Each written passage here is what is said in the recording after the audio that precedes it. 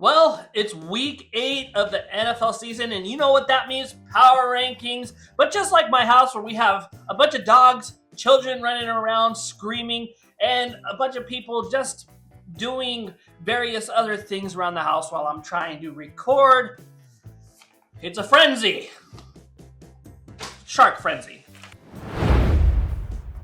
First up on the list, we got the Chicago Bears, because why not? It's my list. I'm an NFL expert according to you guys, and I decided to put them there despite the fact that Caleb Williams isn't that great of a quarterback right now, and despite the fact that they have allowed 155 points to 152 points forced.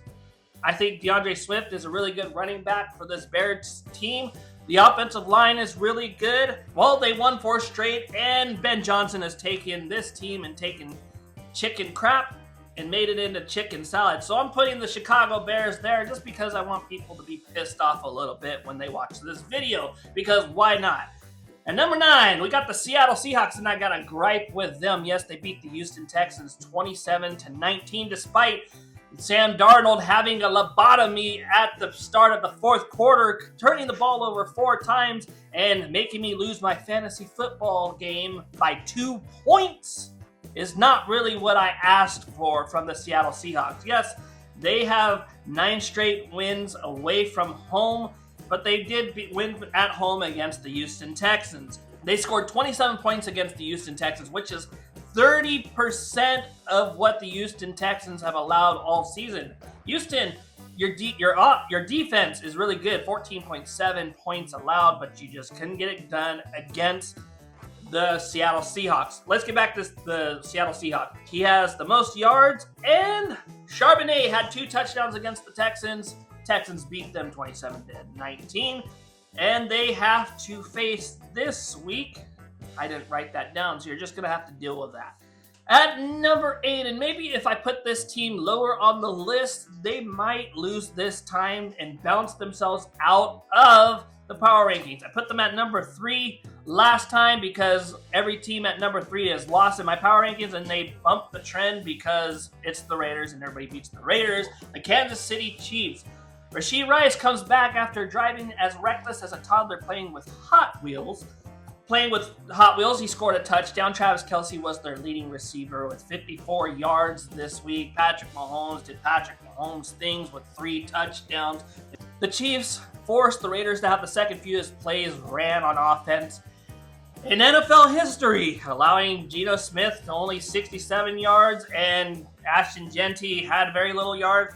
The Chiefs are back, unfortunately, but hopefully this week, I pray my rosary this time, and the devil magic ceases to exist, and the Chiefs drop out of the power rankings.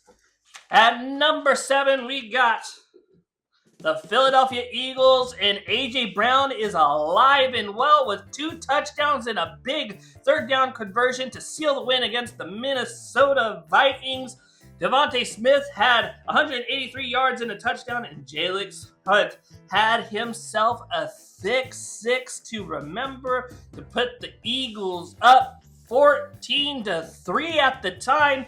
The Eagles looked like they actually found out how to play a whole game this time. Well, there were points where they looked like the old Eagles from this year where they couldn't remember how to play football, but at the end of the day, they won the game. I'm happy. They didn't move up because I kind of forgot to move them up, but maybe next week if they win. Green Bay at number 6, Josh Jacobs, despite only having 50-something yards, had 2 touchdowns. Jordan Love, well, he's at least not turning the ball over as much as he has been. Micah Parsons finally got a return on investment for him with 3 sacks. Did Dallas win the trade? Did Green Bay win the trade? Only time will tell when the draft picks come to roost. But other than that, the secondary didn't look very good against Jacoby Brissett. 236 yards allowed. And this Sunday, they got a lover scorned returning to Green Bay to face them. Aaron Rodgers against the Green Bay Packers is going to be must-watch TV on Sunday night. Now I'm looking forward to that game, but at number 5, and I wanted to put them lower, but I was talked out of it by a friend, the Patriots. Drake May is the best quarterback from the 2024 draft class, and it's not even close right now. Ramondre Stevenson had 88 yards and a touchdown. They had 4 sacks against Cam Ward, including a fumble, which Cam Ward leads the league with 5, and they beat up on the Titans like I would go into an elementary school and beat up on, well, an elementary school kid. It's just unfair. The Titans suck. Cam Ward fumbles the ball. Mike Vrabel was coming back to get the dagger and get the revenge on him like it was Julius Caesar's time to go. And, well, they did pretty good. Can't put them higher, though, because of their strength of schedule. I mean, they beat the Saints. They beat the Dolphins. Not very good opponents, but if they keep winning, I have no choice but to put them higher. And at number 4, and I almost forgot about this team, the Detroit Lions. Jahmyr Gibbs had 136 yards, 2 touchdowns, a 22-mile-per-hour run. For nerds out there that like that kind of stuff, that's the type of thing they like. Yeah, that's pretty cool. 22 miles an hour. Jared Goff makes me regret that I picked him to win the MVP award. 1 touchdown, 1 interception. They did win. They beat up on poor Baker Mayfield because they got a swinging gate on that offensive line. Amon-Ra St. Brown, and I wish I could take the joke, the rah joke, but I can't do that. Had 86 yards and a touchdown. They gave Baker Mayfield Cleveland Brown flashbacks. Poor Baker got stunned and pressured all night. 4 sacks, a lot of pressures. They got the Vikings this week, and I think they're going to win handedly if Carson Wentz or J.J. McCarthy is the quarterback. It doesn't matter who. Lions are going to win that game. And at number 3, I can no longer deny how good this team is, despite being the infirmary ward's biggest patient.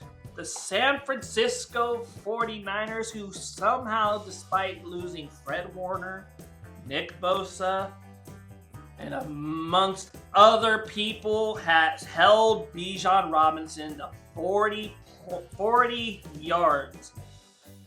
McCaffrey is MVP worthy in my opinion. He has carried this team to victory, and I regret ever saying Shanahan is not a good coach. He is an all-time great coach after this season because he has taken a team that shouldn't be winning games, but somehow is pulling off miracles. I don't want to use the word miracles, but they're winning games. McCaffrey had 129 yards rushing and 72 yards receiving. One of the best running backs in the league. I can't deny that they're number 3. Now, number 2, just because I watched this game and it was one of the best football games I've seen, well, at least the fourth quarter was. 33 points in that fourth quarter, a 0.2% chance to win that game. Sean Payton loves those swing passes. And, you know, he finally let Bo Nix off the leash in the fourth quarter instead of doing what normal coaches do, letting them off the leash throughout the game and then peeling back when you have a lead. They beat the New York Giants 33-32. I mean, this defense is really good. Sternad had a key interception at the end of the game to give them a fighting chance. J.K. Dobbins had 81 yards. I mean, Bo Nix, if he can just please be more consistent throwing the deep ball, if they play like the 3 quarters, then they're going to be out of the power rankings really soon. But I have to put them at number 2 just for the fact they have just blown my mind. That game was exciting, and you get points for that in Hilltime Sports. I'm the expert. You're not. This is my list. At number 1, and no one expected this team to be this good this year, the Indianapolis Colts. Jonathan Taylor keeps getting 3 touchdowns, and you have to have a discussion whether or not this guy is the MVP of the league. I know it's a quarterback award, but it's getting very hard to deny that he is the best player in football. They have the most points in the NFL and the eighth least amount of points scored against. Daniel Jones is 5th in yards, and he's only 28 years old.